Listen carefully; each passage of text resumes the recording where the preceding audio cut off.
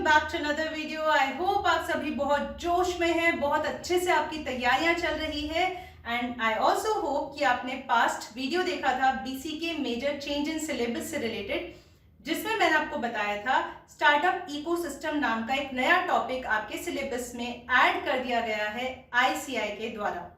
सो अगर आपने वो वीडियो नहीं देखा है तो ऊपर दिख रहे आई बटन पर क्लिक करके you can watch that video. Also I am giving the link of the same in the description box below. And now, without wasting any time further, let us dig deeper into the startup ecosystem.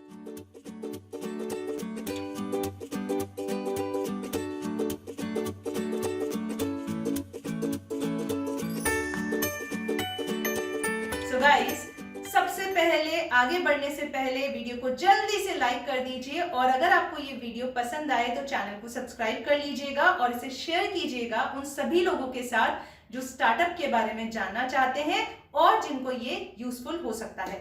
So now let us begin. देखो, सबसे पहली चीज startup का मतलब क्या होता है।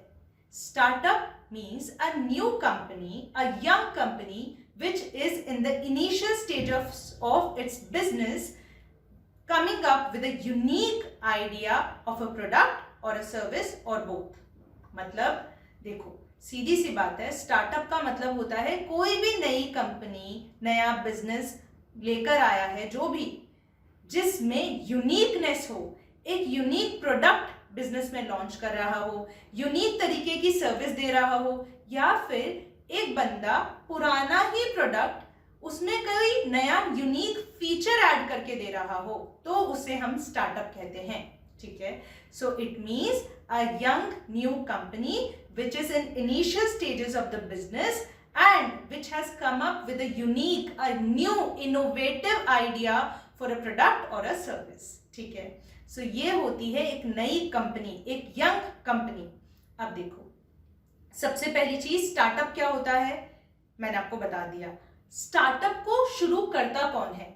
जो लोग मिलकर या फिर एक सिंगल बंदा जो स्टार्टअप को शुरू करता है उसे हम कहते हैं ओनर ऑफ द स्टार्टअप और द फाउंडर। और अगर एक से ज्यादा लोग होते हैं तो उन्हें कहते हैं को फाउंडर्स एंड और ओनर्स ऑफ द बिजनेस और ओनर्स ऑफ द स्टार्टअप। ठीक है, अब देखिए, मान लीजिए मेरे दिमाग में एक नया आइडिया आ गया किसी प्रोडक्ट के बारे में, किसी सर्विस के बारे में। ठीक है, और मैं उस प्रोडक्ट, उस सर्विस आइडिया पर काम करना चाहता हूं, तो मैं क्या करूंगी? मैं अपना बिजनेस स्टार्ट कर रही हूँ, राइट? उसके लिए मुझे पैसे चाहिएंगे, तो मेरे पास पर्सनल जो पैसे होंगे उनको यूज करके मैं अपना बिजनेस स्टार्ट कर दूंगी, राइट? अब देखिए, जरूरी नहीं है कि मेरे पास जितना पैसा है उससे मेरा बिजनेस रन हो सके, तो मैं क्या करूंगी? अपने फ्रेंड्स, रिलेटिव्स, नोन लोगों से पैसा उधार ले लूंगी, राइट? अच्छा, तो जैसे जैसे एक बिजनेस ग्रो करेगा, जैसे जैसे टाइम पास होगा, वो बिग फॉर्म लेगा, बड़ा बनेगा, वैसे वैसे मुझे पैसों की रिक्वायरमेंट भी बढ़ती जाएगी। तब एक एंटरप्रेन्योर क्या करता है? वो अपने बिजनेस के लिए किसी और से पैसा मांगता है। इसे हम इंग्लिश में कहते हैं फंडिंग। सो फंडिंग का मतलब क्या है? The process of raising money to start and run a business is known as funding. इसे लिख लीजिए, the process of asking for money or funds to earn, run and start a business is known as funding.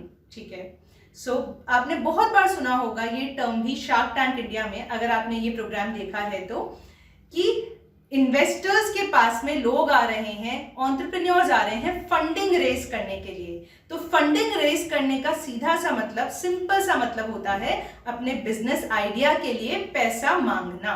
ठीक है, अब एक और term यहां पर आया, इन्वेस्टर्स। अब ये इन्वेस्टर्स होते कौन है? ध्यान से मेरी बात को सुनना।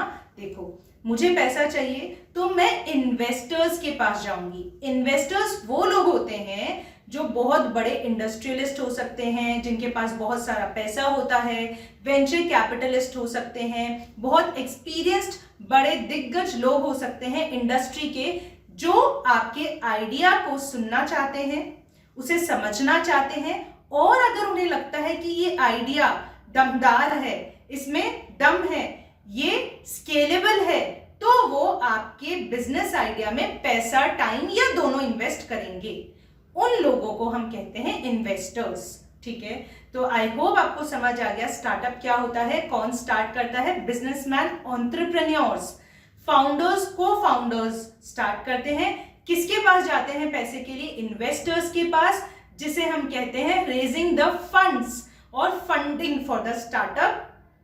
अब एक और इंपॉर्टेंट चीज को समझो, बिजनेस और स्टार्टअप में क्या फर्क होता है। ऊपरा ऊपरी देखोगे तो आपको लगेगा मैम धंधा, व्यापार, बिजनेस को ही तो स्टार्टअप कहते हैं। नहीं, ऐसा नहीं होता। देखो, बहुत सारे डिफरेंसेस है बेसिकली बिजनेस और स्टार्टअप के बीच, बट मैं आपको मोटे मोटे इंपॉर्टेंट पॉइंट्स बताती हूँ। सबसे पहली बात, बिजनेस में रिस्क कम होती है, स्टार्टअप्स में रिस्क बहुत ज्यादा होती है। दूसरी चीज, जब एक बिजनेस शुरू होता है तो हो सकता है बिजनेस की शुरुआत करते ही प्रॉफिट्स अर्न करने लग जाए, हम ग्रो कर जाए बिजनेस, रेवेन्यू बहुत सारा जनरेट होने लग जाए। बट स्टार्टअप्स के केस में जनरली बोल रही हूं, ऐसा नहीं होता।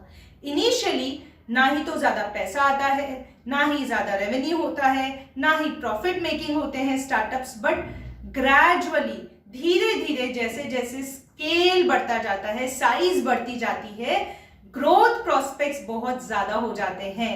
ठीक है, सो एक और मेजर डिफरेंस क्या हो गया, बिजनेस में हो सकता है ग्रोथ पोटेंशियल, ग्रोथ प्रोस्पेक्ट्स इतने ज्यादा ना हो, पर स्टार्टअप में ग्रोथ पोटेंशियल, ग्रोथ प्रोस्पेक्ट्स बहुत ज्यादा होते हैं। और इसीलिए इन्वेस्टर्स आपके स्टार्टअप में, आपके बिजनेस आइडिया में इन्वेस्ट करते हैं।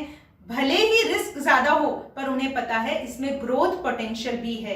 ठीक है, there is high potential for growth in the startup, इसीलिए वो इन्वेस्ट करते हैं अपना टाइम, पैसा या दोनों।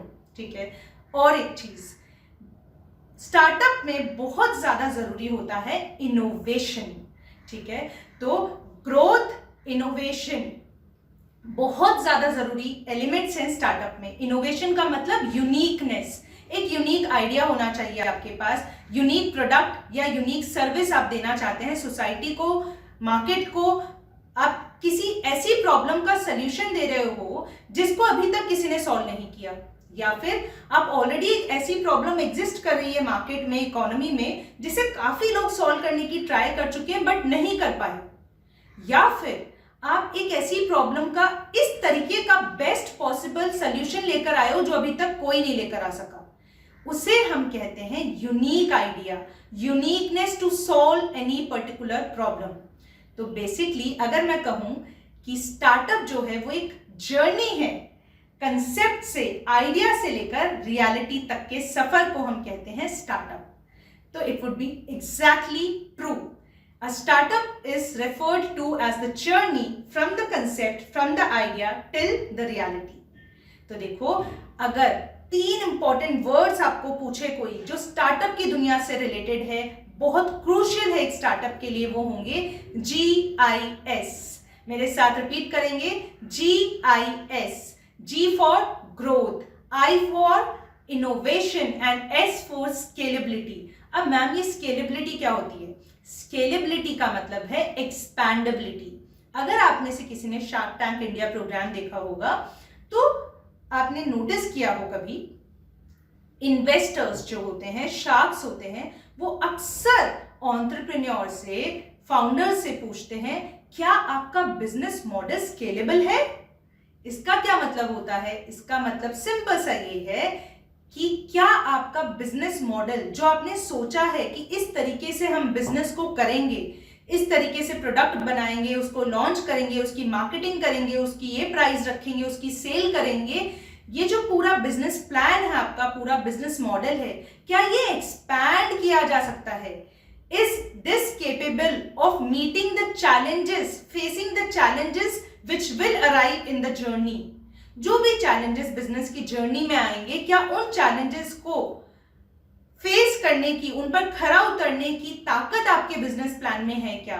और क्या ये क्षमता आपके बिजनेस प्लान में है कि जैसे जैसे आप एक्सपैंड करोगे, आप बड़े स्केल पर, बड़े पैमाने पर अपने बिजनेस को लेकर जाओगे, आपका per unit expense, per unit cost तो कम होता जाएगा और पर यूनिट प्रॉफिट बढ़ता जाएगा। इसे हम कहते हैं स्केलेबिलिटी। सो अगर मैं आपको डेफिनेशन बताऊं स्केलेबिलिटी की या एक्सपैंडेबिलिटी की, तो उसे आप लिख सकते हैं, it is the quality of a business to cope with the difficulties, with the challenges efficiently and at least maintain or increase the profits as expenses go down. So this is the definition of scalability. तो बहुत जरूरी है आपके business में growth potential होना, innovation होना और scalability का होना अगर वो एक स्टार्टअप बनना चाहता है तो। Now I am going to tell you few important facts, data related to this startup ecosystem which can be possibly asked by the ICAI in your exam, so note them down. Point number 1, Startup India program. It was launched by Government of India in January 2016. 16 जनवरी 2016 को launch किया गया startup India program government of India के द्वारा। क्यों launch किया? Why this program was launched by Government of India? देखो, startups जो होते हैं ना, वो एक्चुअली इनोवेशन के हब्स होते हैं। हब का मतलब सेंटर, ठीक है। इनोवेशन मतलब नई यूनिकनेस, नए आइडियाज, नए प्रपोजिशंस की खान होते हैं स्टार्टअप्स। मतलब अगर देखो कोई बंदा है जो सीए बनकर, सीएस बनकर, सीएमए बनकर किसी के यहाँ जॉब कर रहा है तो वो प्रोफेशन में है। कोई बंदा है जो छोटा सा अपना बिजनेस कर रहा है तो वो एक बिजनेसमैन या सोल प्रोप्राइटर हो गया। कई लोग ऐसे होते हैं जो डिग्री नहीं लेते, अच्छी बड़ी लेवल पर पढ़ाई करते हैं और फिर जॉब करने लगते हैं। तो अलग अलग तरीके के लोग होते हैं। पर कुछ लोग ऐसे भी होते हैं जो दुनिया बदलना चाहते हैं, जो देश को बदलना चाहते हैं, जो लोगों की कंडीशन को बदलना चाहते हैं, जो कुछ अलग करना चाहते हैं। उन्हें हम कहते हैं entrepreneurs. The one who wishes, who aims to make a change, to bring a change in the society, उन्हें हम कहते हैं एंटरप्रेन्योर्स। तो ये एंटरप्रेन्योर्स कौन होते हैं? इनके दिमाग में अलग सा यूनिक सा आइडिया आता है, उस आइडिया पर ये काम करना चाहते हैं, भले ही कितना भी वक्त लग जाए और कितनी भी मेहनत लग जाए। तो ये एंटरप्रेन्योर्स, ये लोग जो नए बिजनेस आइडियाज पर काम करते हैं, उन्हें हम कहते हैं फाउंडर्स, को founders, entrepreneurs of the startup, right. तो आप सोचो, अगर नए नए आइडियाज पर लोग काम करेंगे, ठीक है, कहीं पर जॉब नहीं कर रहे हैं, वो खुद का बिजनेस खड़ा कर रहे हैं नए तरीके से यूनिक आइडियाज को लेकर, तो वो कितनी सारी एम्प्लॉयमेंट जनरेट करेंगे। सो गवर्नमेंट ने बेसिकली स्टार्टअप इंडिया प्रोग्राम को लॉन्च इसीलिए किया क्योंकि दो फायदे होंगे इससे। एक तो लार्ज स्केल एम्प्लॉयमेंट जनरेशन होगा। According to government data, a recognized startup on an average generates 12 jobs.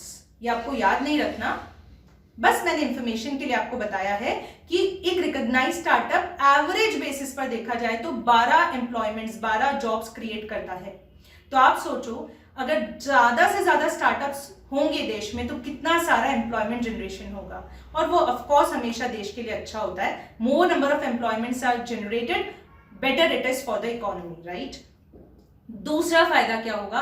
आत्मनिर्भर भारत, सेल्फ रिलायंट इंडिया।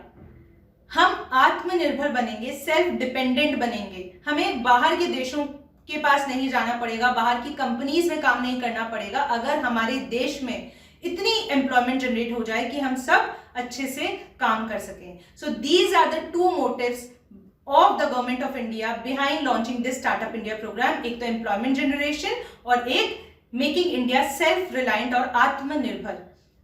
आप लोगों ने अगर बीसी के अच्छे से पढ़ी है, सीए फाउंडेशन पेपर 4 बीसी के, तो वहां पर आत्मनिर्भर भारत करके एक प्रोग्राम के बारे में जिक्र किया गया है। आप मुझे नीचे कमेंट्स में जरूर बताएंगे कि कहां पर, कौन से चैप्टर में, कौन से टॉपिक में इस आत्मनिर्भर भारत के बारे में बात की गई है।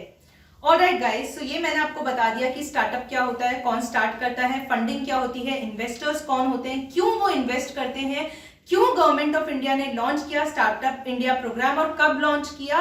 Now coming to one very important and crucial information.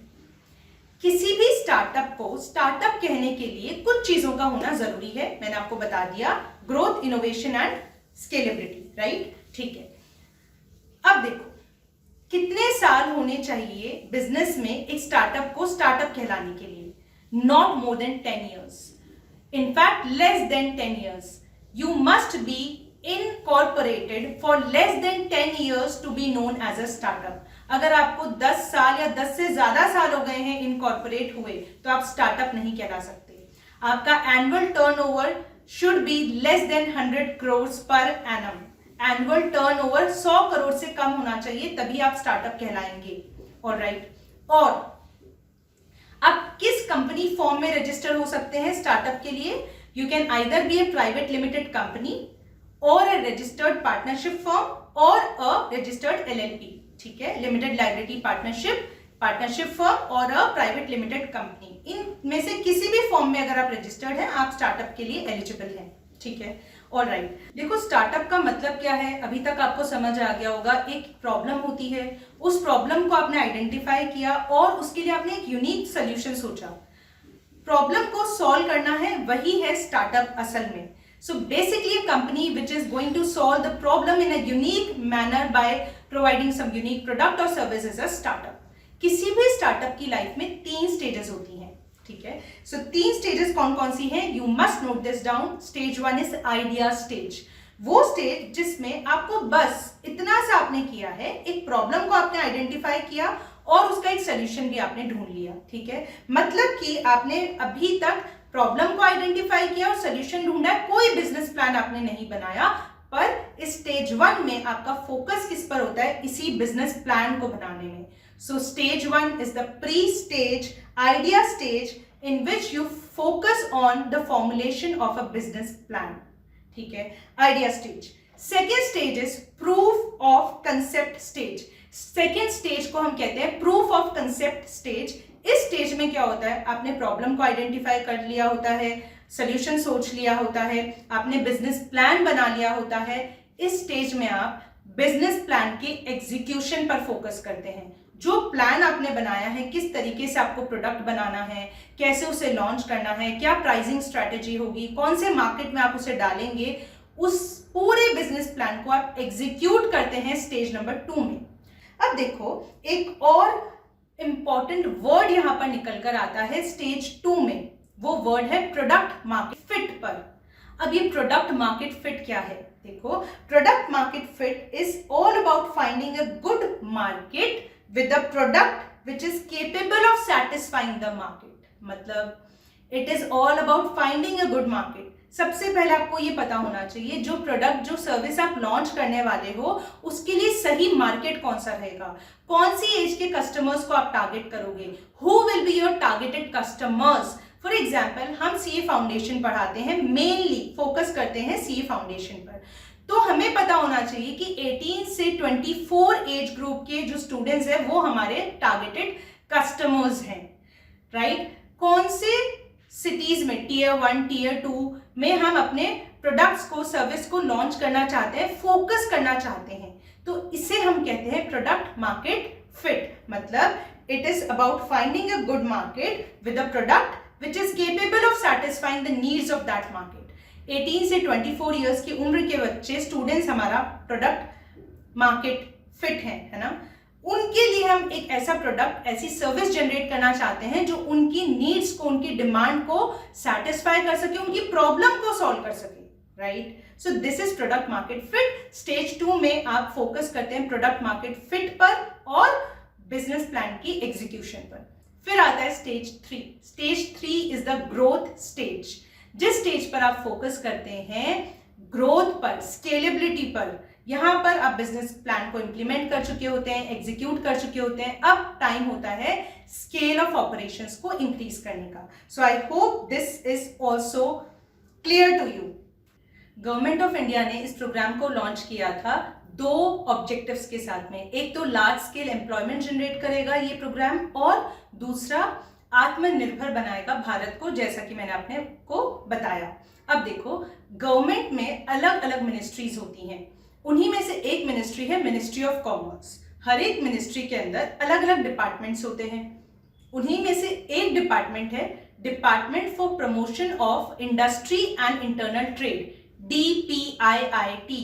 इसका फुल फॉर्म आपको याद रखना है, इंपॉर्टेंट है. गवर्नमेंट ऑफ इंडिया ने इस प्रोग्राम को लॉन्च किया under the ministry of commerce और उस मिनिस्ट्री के अंदर एक डिपार्टमेंट है जिसका नाम है department for promotion of industry and internal trade. इसी डिपार्टमेंट को दिया गया है पूरा काम स्टार्टअप इकोसिस्टम से related. I hope this is clear. एक और वर्ड आपने सुना होगा, पिच करना, कि इन्वेस्टर्स के सामने अपने बिजनेस प्लान को पिच करो। That startup has gone for pitching in front of the investors. तो इस पिचिंग का, पिच करने का मतलब क्या होता है? पिच करने का सिंपल सा मतलब है, it is a business plan that you put forward in front of your potential investors. Pitch का मतलब होता है the business plan which you have developed by which you want to raise money from the investors.